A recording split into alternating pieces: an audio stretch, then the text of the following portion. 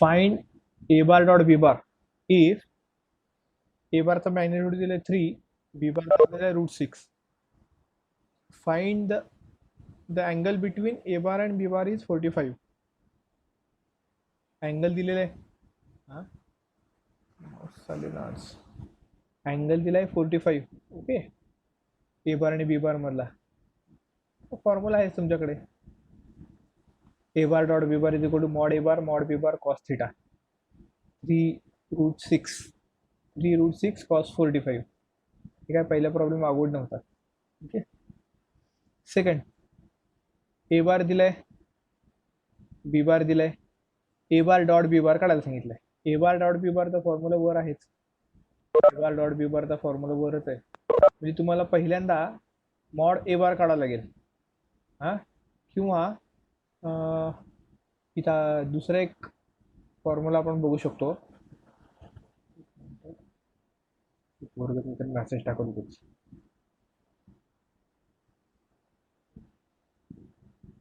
ए bar dot B bar एक formula होता बघा वर,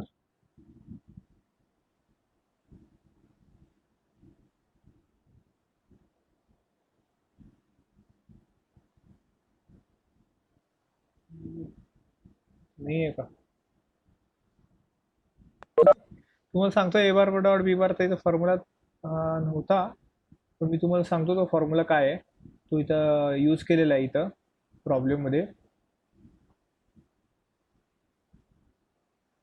इथे जरा प्रिंटिंग मिस्टेक पण आहेत, जरा नीट बघा. इथं फर्स्ट प्रॉब्लेम आहे त्याचा हे answer A bar dot B bar minus नाही आहे, इथं इक्वल टू आहे. खरं इथं काय इक्वल टू, इथे इक्वल टू. आणि हे काय आहे 3 multiply by 3, 4 multiply by -4, minus multiply by -5. हा A1 B1 C1, A1 चे कोइफिशियंट काय असतात, A1 B1 C1, आणि बी बारचे A2 B2 C2 हे असं. हां, मग A1 A2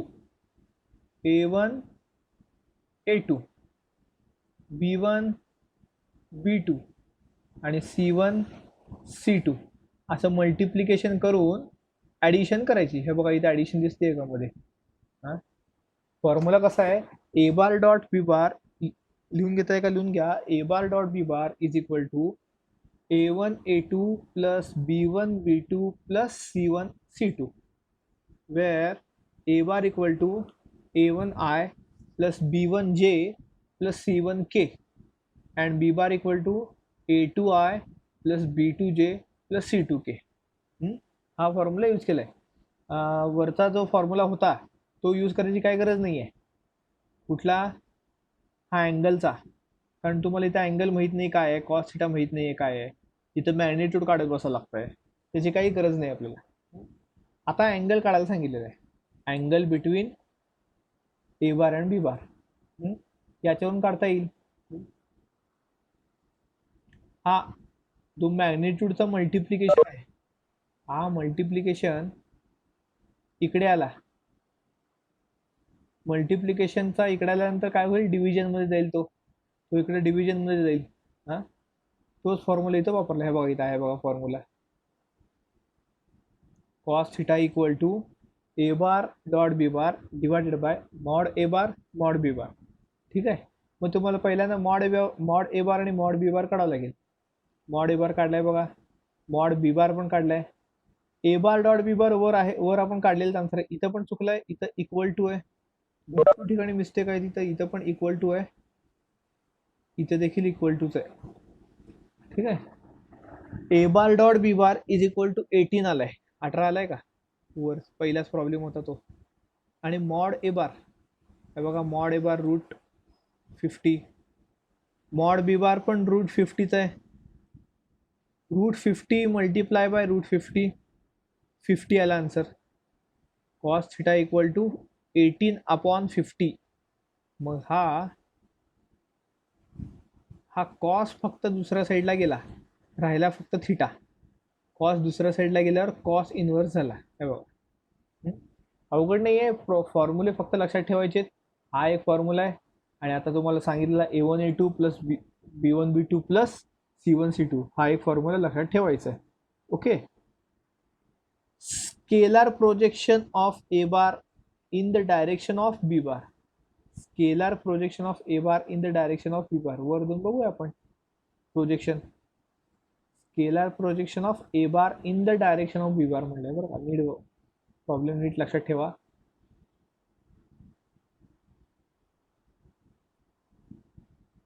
हा, इथं काय आहे, scalar projection of B bar on A bar. Scalar projection of B bar on A bar. इथं आहे A bar on b bar आहे. इथं ए बार ऑन बी बार. हा फॉर्म्युला लिहून घ्या. A bar dot B bar divided by A bar. A bar dot B bar. A bar dot B bar divided by mod A bar. आणि आता problem काय आपला, ए bar on b bar होता ना.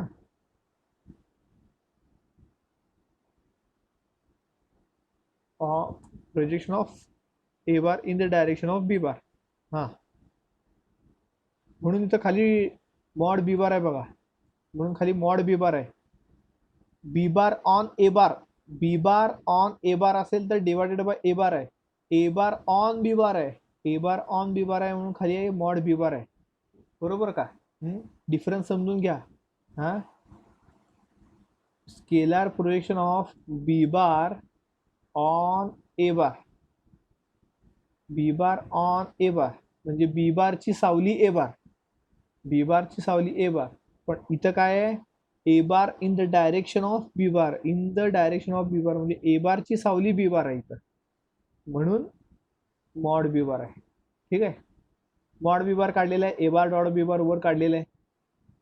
Substitute केलं, answer काढलं. हां, substitute केलं, आन्सर काढलं. इथंच फरक आहे बघा. स्केलर प्रोजेक्शन आणि वेक्टर प्रोजेक्शन जर सोडलं तर स्केलर आणि वेक्टर शब्द खोडा सध्या. प्रोजेक्शन आहे तेवढे नक्की. प्रोजेक्शन आहे तेवढं नक्की. Projection of a bar on b bar. A bar on b bar आहे म्हणलं divided by mod B bar आहे. आणि तर बी बार ऑन ए बार किंवा बी बार अलॉंग ए बार. इथं ए बार आहे म्हणजे आहे तसा फॉर्म्युला वर जो दिलेला आहे तोच यूज केलेला आहे. इथं थेअरीमध्ये जो फॉर्म्युला आहे तोच यूज केला आहे, कारण बी बार ऑन ए बार आहे. इथं थोडं उलटं केलं आहे. इथं ए बार ऑन बी बार केलं आहे म्हणून फॉर्म्युला पण थोडा चेंज झाला. फॉर्म्युला पण थोडा चेंज झाला आहे. मॉड बी बार आला आहे खाली. हे लक्षात घ्या नीट. आणि चौथा प्रॉब्लेम पण इझीच आहे. वेक्टर प्रोजेक्शन आहे. Vector projection of B bar along A bar. B bar along A bar आहे. हा, याचा अर्थ काय झाला, A bar dot B bar into A bar divided by mod A बारचा स्क्वेअर. हा फॉर्म्युला आहे वेक्टर प्रोजेक्शनचा. हा, फॉर्म्युले तुम्हाला लिहायची गरज नव्हती का, गरज नाही आहे, कारण पुस्तक तुमच्याकडे आहे. पण तुम्हाला म्हटल्यासारखं प्रॉब्लेम सॉल्व करताना समोर पाहिजे. पण PDF तुम्ही दरवेळेस काय ओपन करू शकत नाही, त्यामुळे रफ पेजवर फॉर्म्युले लिहित जावा. ठीक आहे. वेक्टर प्रोजेक्शनचा इथं जास्त हा प्रॉब्लेम सोडला 3rd नंबरचा, तर इथं जास्त समजून घ्यायची काही गरजच नव्हती. इथं काय केलंय, फक्त व्हॅल्यू आहेत, व्हॅल्यू सबस्टिट्यूट केले फॉर्म्युल्यामध्ये, आन्सर काढलं. व्हॅल्यू सबस्टिट्यूट केलं, आन्सर काढलं. प्रत्येकामध्ये तेच आहे. A bar dot B bar मध्ये तेच आहे. हा, अँगलचा फॉर्म्युला वर बघितला आहे पण कुठे आहे तो, एक मिनिट. हा, A bar dot B bar is equal to mod B bar cos theta. याच्यामध्ये तोच आहे. इथं काय केलं, अँगल काढायला सांगितलं म्हटल्यावर कॉस थिटा एका बाजूला सोडून बाकी सगळं दुसऱ्या बाजूला घेऊन गेलं. हा, त्यामुळे इथं काय जास्त असं डोकं लावून सॉल्व करायची काही गरज नव्हती. फक्त इथं जरा कन्सेप्ट वेगळी आली. बी बार ऑन ए बारच्या ऐवजी A bar in the direction of B bar असं आलं. त्यामुळे फॉर्म्युला पण चेंज झालाय. Formula divided by mod A bar असतो, इथं मॉड बी बार आलाय. तेवढं फक्त लक्षात घ्या. Find the value of a for which vectors 3i plus 2j plus 9k and I plus aj आता ह्याच्यावर तुम्हाला अंदाज आला असेल, आर परपेंडिक्युलर पॅरलल. ए ची व्हॅल्यू काढायला सांगितली आहे, ए ची व्हॅल्यू काढायला सांगितली आहे. कंडिशन काय सांगितलं आहे, पहिली कंडिशन आहे, हे जे दोन वेक्टर्स आहेत, हे दोन वेक्टर्स पहिल्यांदा आहेत परपेंडिक्युलर, ओके, आणि दुसऱ्यांदा आहेत पॅरलल. परपेंडिक्युलर असताना ए ची व्हॅल्यू काय आणि पॅरलल असताना ए ची व्हॅल्यू काय ते फाइंड करायचं आहे आपल्याला. पहिल्यांदा दोन वेक्टर्सना नोटेशन्स द्या. एक आहे पी बार, दुसरा आहे क्यू बार. ए बार बी बार नेहमीप्रमाणे काय घेतलं नाही, ए बार बी बार काय घेतलं नाही, कारण ऑलरेडी तर ए आहे, ऑलरेडी एक अननोन फॅक्टर मध्ये आलेला आहे, त्यामुळं कन्फ्यूज होऊ नये म्हणून पी बार आणि क्यू बार घ्यायचा. ठीक आहे. हां, तर परपेंडिक्युलर दोन वेक्टर परपेंडिक्युलर असताना कंडिशन काय असते आपण चेक करू. तर two vectors are perpendicular if, हे बघितलं होतं बघा आपण, P bar dot Q bar is equal to 0, A bar dot B bar, A bar dot B bar is equal to 0. का असं का बघितलं होतं, A bar dot B bar is equal to 0 आपण बघितलं होतं. परपेंडिक्युलरची ती कंडिशन आहे. ठीक आहे. हा एक परत लिहून घ्या. रिमार्कमध्ये आहे असं समजा, A bar dot B bar is equal to 0. हां, दॅट इज हे दोघांचा मल्टिप्लिकेशन, या दोघांचा मल्टिप्लिकेशन. आता या दोघांचा मल्टिप्लिकेशन कसं करायचा, तर वर कंडिशन नाही, वर बघितलं ती कंडिशन आपण. तर बघा, आयचा कोइफिशियंट, इकडचा आयचा इकडच्या आयचा आपण मल्टिप्लिकेशन करायचं. हां, इथं आयचा कोइफिशियंट 1 आहे आणि इथं 3 आहे. 3 इंटू 1 3 प्लस जेचा कोइफिशियंट 2 इंटू ए 2a प्लस 9 इंटू 3 27, बरोबर का, इज इक्वल टू 0. ठीक आहे. आता हे सॉल्व केल्यानंतर ए ची व्हॅल्यू येईल तुम्हाला. ए ची व्हॅल्यू काय, -15 येईल. ए ची व्हॅल्यू किती येईल, -15. हे बघा, ए ची व्हॅल्यू किती आली, -15. ठीक आहे. तर कंडिशन्स लक्षात ठेवा. दोन वेक्टर परपेंडिक्युलर असतील तर त्यांचा डॉट प्रोडक्ट काय असतो, 0 असतो. आणि दोन वेक्टर जेव्हा पॅरलल असतील तेव्हा त्यांचा रेशो सेम असतो. हे पाहिलं होतं. दोन वेक्टर जेव्हा पॅरलल असतील तेव्हा त्यांचा रेशो, हे बघा, हे दिसतंय का, a1/a2 is equal to b1/b2 is equal to c1/c2 is equal to lambda म्हणून वर आपण बघितला होता. हां, तसंच आहे हा a1 म्हणजे पहिल्याचा वेक्टर, पहिल्याचा आयचा कोइफिशियंट, पहिल्या वेक्टरचा, डिवायडेड बाय a2 जे इथल्या आयचा coefficient is equal to a2, इथं 2 आहे आणि इथं b2 काय आहे, a आहे, is equal to a1 a2 b1 b2 c1 c2 असं म्हणलं होतं ना. सॉरी, हे a2 नाही आहे, हे b1 आहे. सॉरी, चुकीचं म्हणलं इथं मी. a1 divided by a2 is equal to b1 divided by b2. b1 आहे 2 आणि b2 आहे a. हा b1 आहे आणि हा b2 आहे. तसं c1 काय आहे, 9 आहे आणि c2 काय 3 आहे. रेशो सेमच आहे बघा. 3 डिवायडेड बाय 1 3, 9 डिवायडेड बाय 3 तो पण काय येतो, 3च येतो. म्हणजे 3 इक्वल टू 2/a. म्हणजेच किती आला, a इक्वल टू 2/3. तर कंडिशन्स नीट लक्षात घ्या. जर लिहिला नसेल तर लिहून घ्या. जेव्हा दोन वेक्टर परपेंडिक्युलर असतील तर त्यांचा डॉट प्रोडक्ट 0 असतो. काय असतो, 0. आणि जेव्हा दोन वेक्टर पॅरलल असतील तर त्यांच्या प्रपोर्शनल मध्ये म्हणण्यापेक्षा डायरेक्ट फॉर्म्युल्यामध्येच लिहा, a1/a2 is equal to b1/b2 equal to c1/c2. ठीक आहे. a1/a2 b1/b2 c1/c2 हे असं फॉर्म्युलाच लिहून घ्या व्यवस्थित, कारण हे परत एकदा कधी यूज होतील काय सांगता येत नाही. त्याच्यासोबतच हे पण लिहायचं असतं की a1 a2 A1 B1 C1 काय आहेत, A2 B2 C2 काय आहेत हे पण लिहावं लागेल. A bar is equal to A1 I plus B1 J plus C1 K आणि B bar is equal to A2 I plus B2 J plus C2 K.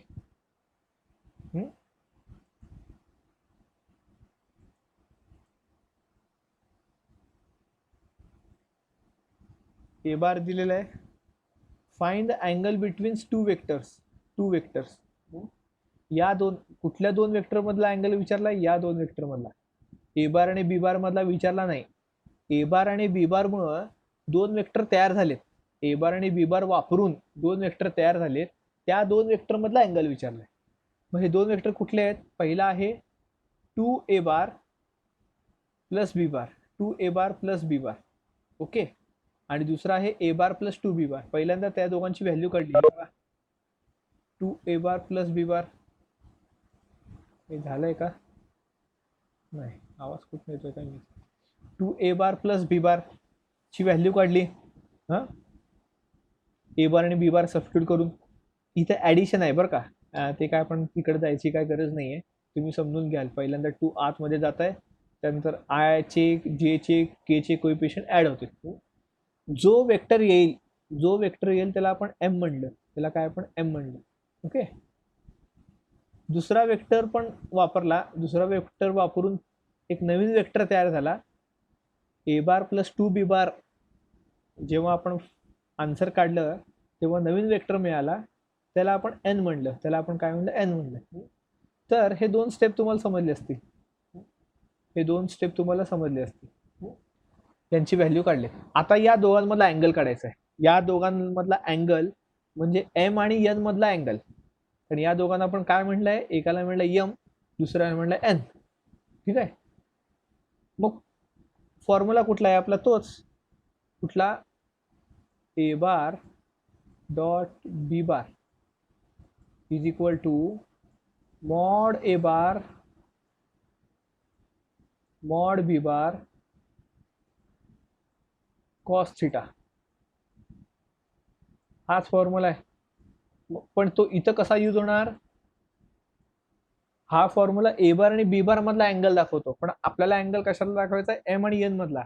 मग इथं फॉर्म्युला येणार m bar dot n bar is equal to mod m bar into mod n bar cos theta.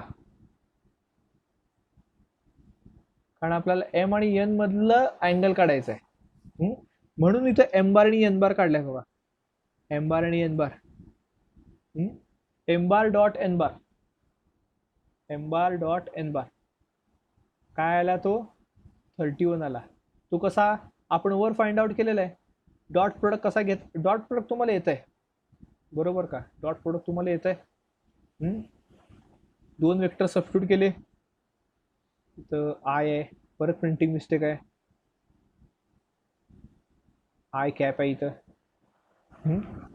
I चे coefficient multiply करायचे, जे चे coefficient multiply करायचे, के चे coefficient multiply करायचे, ऍड करायचं. आता इथं जे चा कोइफिशियंट नाही आहे, म्हणजे तो 0 घेतला, बघा इथं 0 घेतला, आणि इथं जे चा कोइफिशियंट 3 आहे, त्या दोघांचं मल्टिप्लिकेशन 3 इंटू 0 झिरोच. आय चा coefficient multiplication of I coefficient plus multiplication of J coefficient plus multiplication of K coefficient. हे आलं. नंतर मॉड एम काढायचं, म्हणजे हा मॉड एम काढायचा आहे आपल्याला. इथं मॉड एम काय येईल, तोच आपला स्क्वेअर रूट ऑफ 5 चा स्क्वेअर प्लस 3 चा स्क्वेअर प्लस -4 चा स्क्वेअर. बघूया आपण पुढे तो. बघा मॉड एम 5 चा स्क्वेअर प्लस 3 चा स्क्वेअर प्लस -4 चा स्क्वेअर. सिमिलरली मॉड एन चा square, sorry mod n square root of 7 square plus 0 square plus 1 square. नंतर बघा फॉर्म्युला आहे ready, cos theta is equal to m bar divided by mod m mod n. Substitute केलं, answer काढलं. अवघड आहे का काही, इथपर्यंत तर काही अवघड नाही आहे, सगळा बेसिक पार्ट आहे, सगळ्याचा सगळा बेसिक पार्ट आहे. ओके. हा देखील काही अवघड पार्ट नाही आहे बघा. The line makes angle 90 degree 60 degree 30 degree. एक लाईन आहे की जी positive direction of X Y Z axis सोबत 90 60 आणि 30 अँगल तयार करते. हां, वाटलं सर आपण डायग्राम काढून बघूया जर तुम्हाला कन्फ्यूज होत असेल.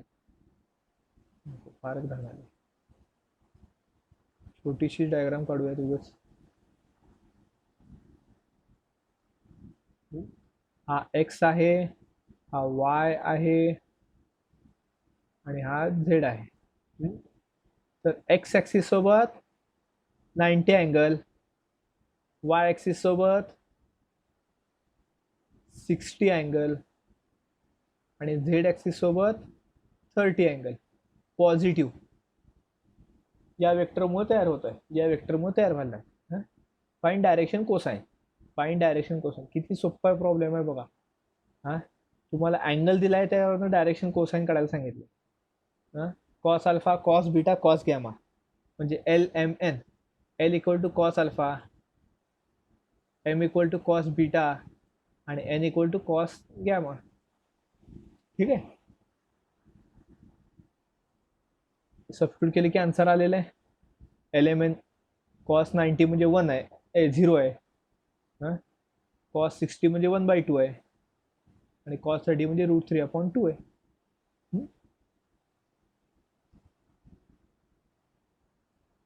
Find vector projection of P Q bar on A B bar. P क्यूचा ए बी वर, पी क्यूचा ए बी वर. आता इथं नीट लक्षात घ्या, एक एक एक एक गोष्टी आपल्याला फाइंड करायला लागणार आहे. Where p q a b 4 vector तुम्हाला दिलेले. पी क्यू ए बी पहिल्यांदा कन्सिडर करा सगळे. हा पी पॉइंट आहे, हा क्यू पॉइंट आहे, हा ए पॉइंट आहे, हा बी पॉइंट आहे. तर तुम्हाला पी क्यू विचारलाय. हां, आता या पॉइंटवरून पी या पॉइंटचे पोझिशन वेक्टर पी बार. हां, पीचे पी बार, क्यूचे क्यू बार, एचे ए बार आणि बीचे बी बार. हे पोझिशन वेक्टर तयार केले. हां, पी पॉईंटचं पी बार काय असणार आहे हे बघा, ह्याच्यावरूनच करता येत आहे. -2i + 1j + 3k. हे बघा, पी बार क्यू बार ए बार बी बार आलं. मग आता पी क्यू बार काढा. पी क्यू बार म्हणजे काय असतंय, Q minus P. Q minus P. आवाज येत नाही का? खूप जण लेफ्ट करतायत मीटिंग. 2 जण गेले एवढ्या वेळात.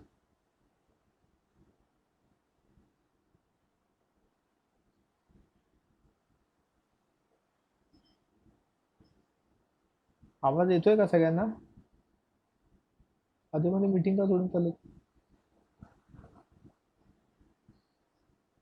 उगाच.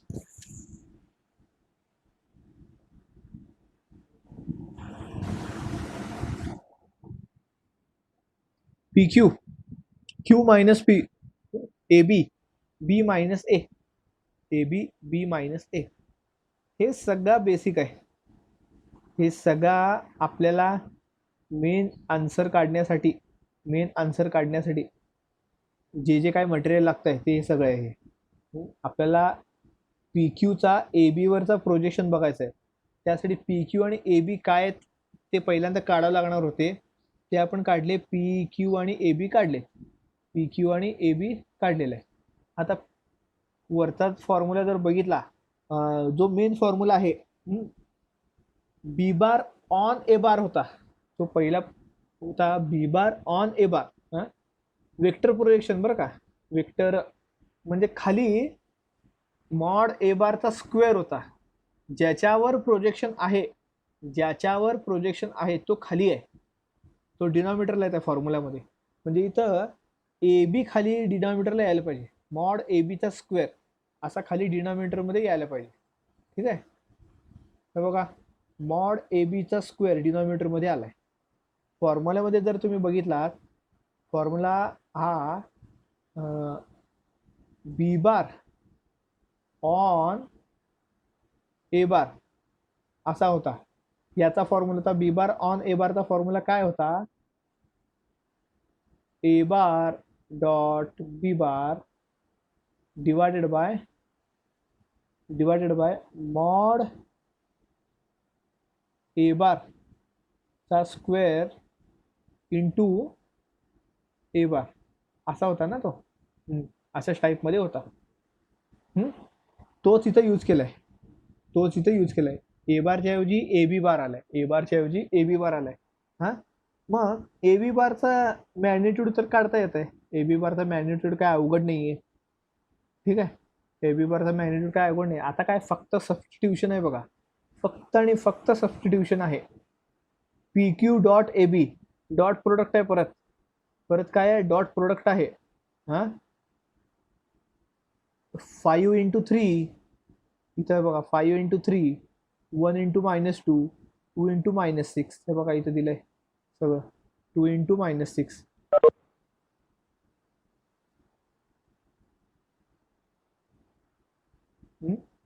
आणि ए बी बार आहे तसा ठेवलेला आहे. एवढ्याचाच फक्त कॅल्क्युलेशन केला. तो आलाय 1/49. आणि नंतर ए बी बारचा वेक्टर फक्त सबस्टिट्यूट केला. पण वेक्टर प्रोजेक्शन म्हटल्यावर आपल्याला वेक्टरच यायला पाहिजे. वेक्टर प्रोजेक्शन म्हटल्यावर आन्सर वेक्टरमध्येच यायला पाहिजे, स्केलरमध्ये येऊन चालत नाही. मग तो काय होईल, स्केलर मल्टिप्लिकेशन होईल. बरोबर का? तर हे पण थोडा मोठा आहे, म्हणजे मोठा म्हणता येत नाही, पण कॅल्क्युलेशन जास्त आहे, पण इझी आहे. प्रॉब्लेम्स इझीच आहेत सगळे.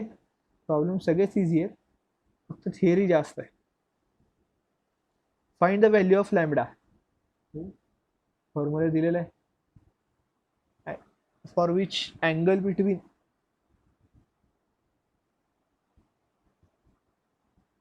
म्हणजे अँगल फिक्स दिलेलं नाही आहे बघा, अँगल फिक्स दिलेलं नाही आहे.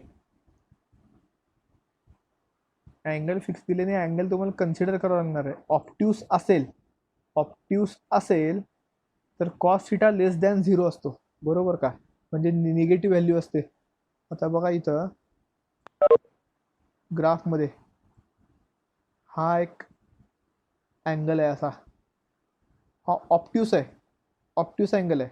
बरोबर, म्हणजे थिटा 90 पेक्षा जास्त आहे, म्हणजे इथं कॉस थिटा निगेटिव्ह होत असणार. कारण सेकंड क्वाड्रंटमध्ये एक्स, काय प्रॉब्लेम आहे,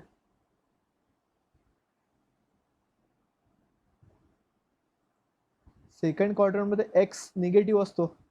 एक्स म्हणजेच कॉस, निगेटिव्ह म्हणजे लेस दॅन 0, म्हणून ही कंडिशन आली, कॉस थिटा लेस दॅन 0. ओके, तसा असेल तर ए ची व्हॅल्यू काढा.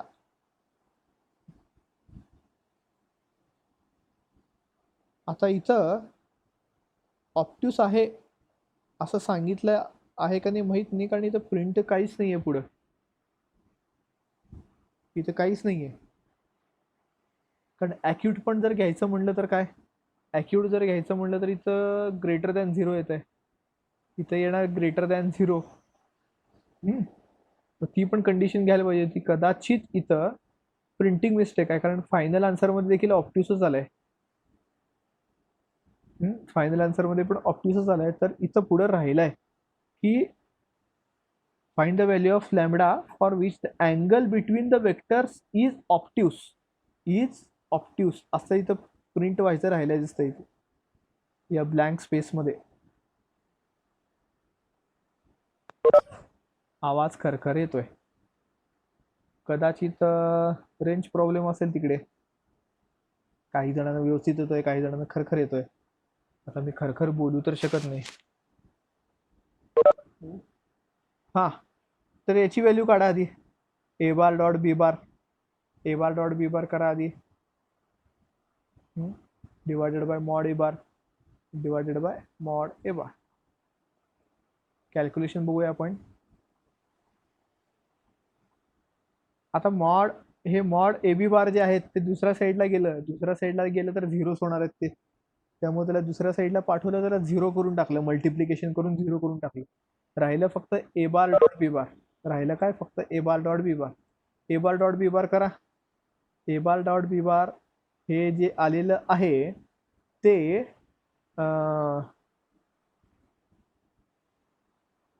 रेंज प्रॉब्लेम येतोय का सगळ्यांना? खूप जण लेफ्ट होत आहेत, येत आहेत, आवाज करकर येतोय असं म्हणतायत.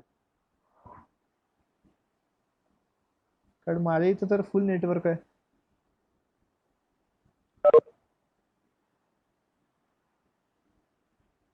किती जण तर परत जाऊन परत यायला लागले. आता परत दोघं गेले. त्यांच्याकडे रेंज प्रॉब्लेम असेल कदाचित.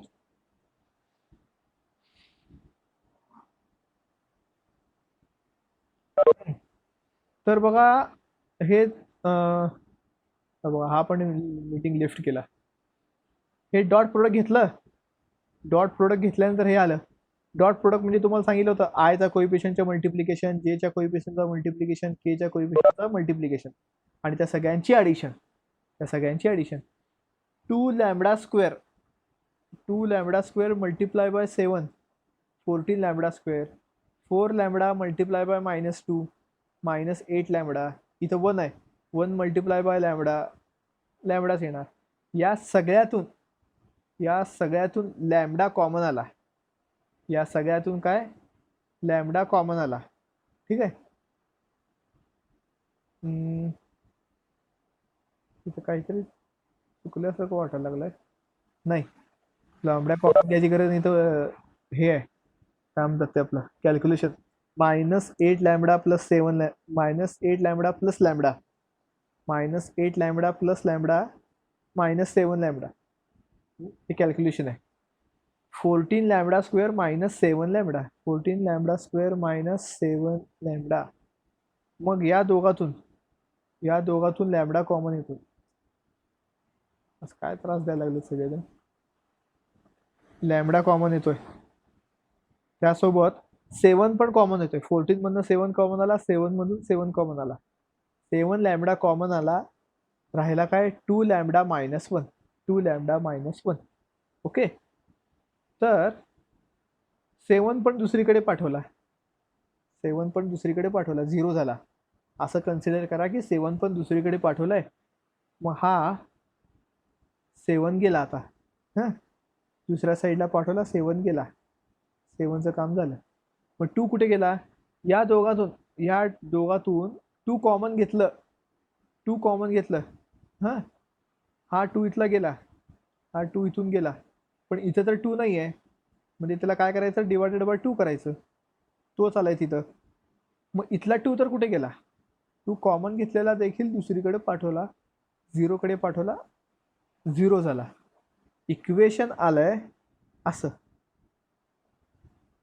फायनल इक्वेशन आलंय हे असं. Lambda into lambda minus 1/2 less than 0. That is 0 less than lambda less than 1/2. याचा अर्थ काय? आता हे बघा. आता याचा अर्थ आपण बघूया. 2 साऊंड बंद कर रे. या दोघांचा मल्टिप्लिकेशन 0 आहे. लॅम्बडाचा आणि या ब्रॅकेटचा मल्टिप्लिकेशन 0 आहे. म्हणजे लेस दॅन 0 आहे. हां लॅम्बडा लेस दॅन 0 असं जर कन्सिडर केलं, लॅम्बडा लेस दॅन 0 असं कन्सिडर केलं इथं, किंवा एक काम करा, बेस्ट ऑप्शन. आता लॅम्बडा सुद्धा जर इकडे गेला, तर तो पण 0 होऊन जातो. राहिला फक्त एकच इक्वेशन. आता लॅम्बडा पण गेला, सगळाच गेला इकडं. राहिला फक्त काय लॅम्बडा -1/2. लॅम्बडा -1/2 काय राहिलंय? लॅम्बडा -1/2 लेस दॅन 0. आता हा -1/2 जर दुसरीकडे गेला तर प्लस होईल. म्हणजे लॅम्बडा लेस दॅन 1/2. लॅम्बडा लेस दॅन 1/2.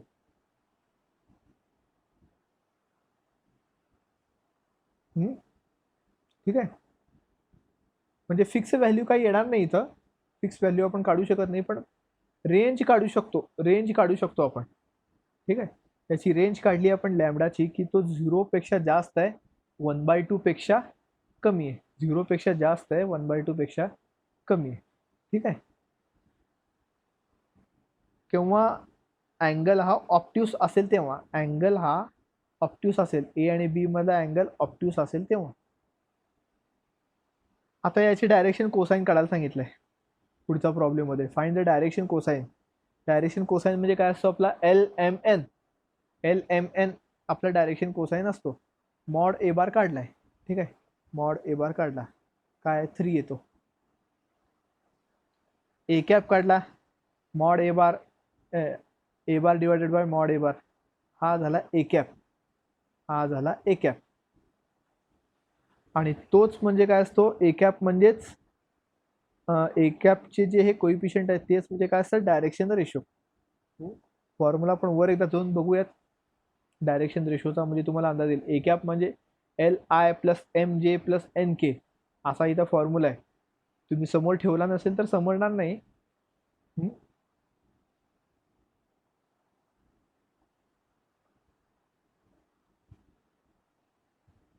बघून आपण मीटिंग लिस्ट करूया.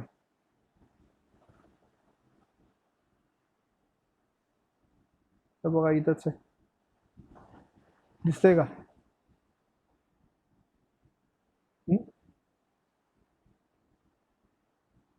कॉस अल्फा म्हणजे काय आहे? कॉस अल्फा म्हणजे डायरेक्शन रेशो. कॉस अल्फा म्हणजे काय असणार आहे? A1/mod ए बार. तोच फॉर्म्युला इथे यूज केलाय. कॉस बीटा म्हणजे A2/mod ए बार आणि कॉस गॅमा म्हणजे A3/mod ए बार. तोच या फॉर्म्युल्यामध्ये यूज केलेला आहे.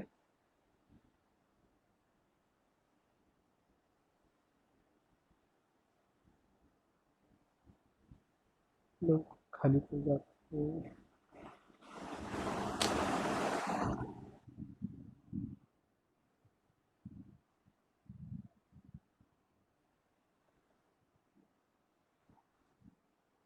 लास्ट प्रॉब्लेम बघूयात हा.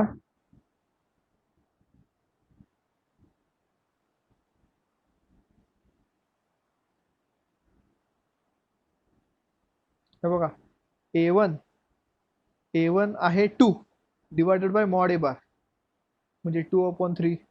A2 तो पण आहे 2 divided by mod A bar म्हणजे 2/3. A3/mod ए बार, A3 किती आहे? 1 आहे, 1/3. तर मायनस काय आलंय